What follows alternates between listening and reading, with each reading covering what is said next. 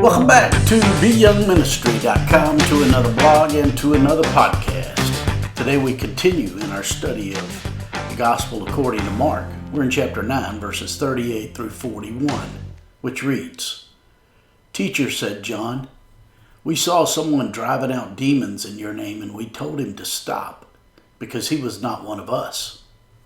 "Do not stop him," Jesus said. "For no one who does a miracle in my name can in the next moment say anything bad about me. For whoever is not against us is for us. Truly, I tell you, anyone who gives you a cup of water in my name, because you belong to the Messiah, will certainly not lose their reward." That's Mark chapter 9, verses 38 through 41. Today we return to our study of Mark chapter 9, where the main subject is discipleship. Dietrich Bonhoeffer once said, "Salvation is free, but discipleship will cost you your life." No truer words have been spoken. Discipleship is synonymous with sanctification, and the nice thing about the Lord is He is in no hurry when it comes to making us His disciples. Otherwise, it would be hard going. The disciples were obviously struggling with the fact that some of them could not cast a demon out of a young man.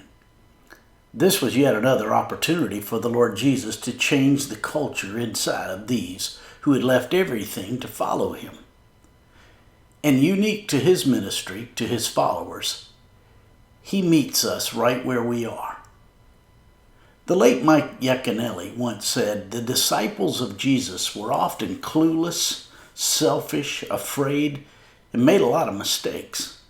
In other words, they were very human, just like you and me.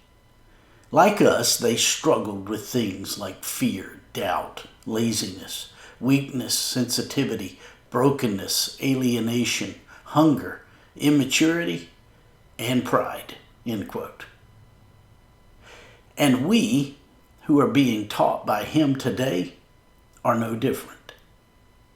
In verse 38 of today's passage, we read, "Teacher," said John, "we saw someone driving out demons in your name, and we told him to stop because he was not one of us."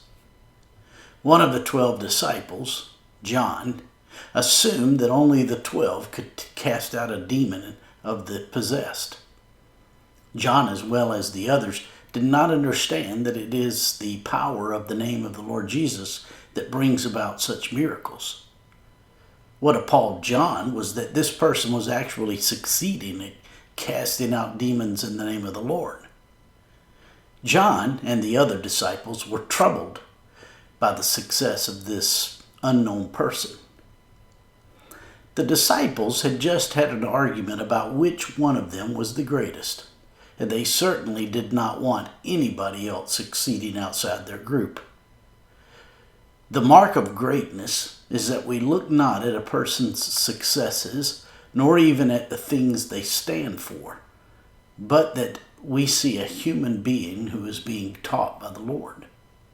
And if others are respecting the name of the Lord Jesus, we must not discourage them. In verses 39 and 40 of today's passage, we read, "Do not stop him," Jesus said. "For no one who does a miracle in my name can in the next moment say anything bad about me. For whoever is not against us is for us." God responds to the cry of faith.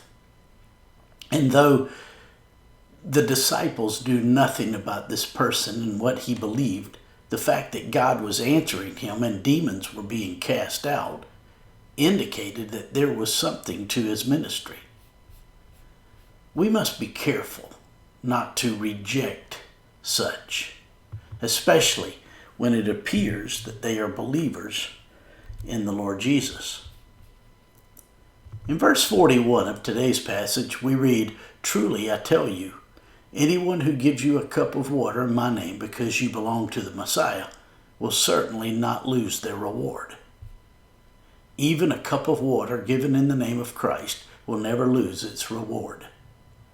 Every opportunity taken to help someone develop into fullness of health spiritually as well as in the soul and body, it is to be rewarded by God. But the disciples were struggling with pride, and the Lord Jesus was teaching them that there is not to be competitors in the family of God. The Lord Jesus used the word reward because his disciples were desirous of greatness, which equals glory, which equals reward. They were looking for their earnings. Their pride was defining them. What they needed was humility. So the Lord Jesus gave them an example, a cup of water in his name. One of the most insignificant things we can do for another.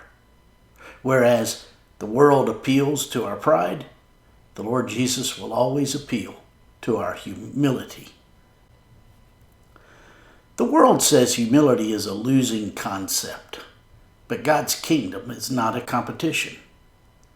We have been duped by this world when we believe that if we end up on the bottom, we will lose our reward.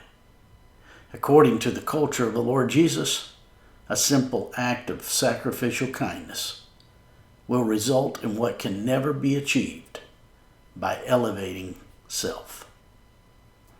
No, God humbles the proud, and he exalts the humble. My friends, I trust this blog and this podcast are helping you in your walk with the Lord.